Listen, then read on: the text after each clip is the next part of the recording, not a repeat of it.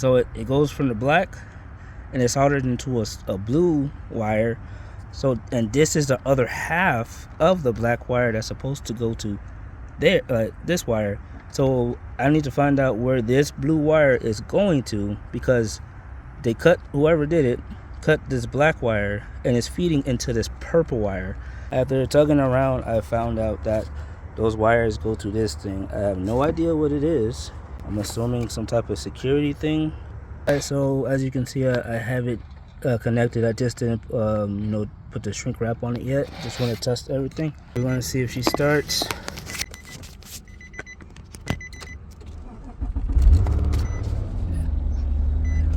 And she starts. Yes, sir. It was a stupid tracking device.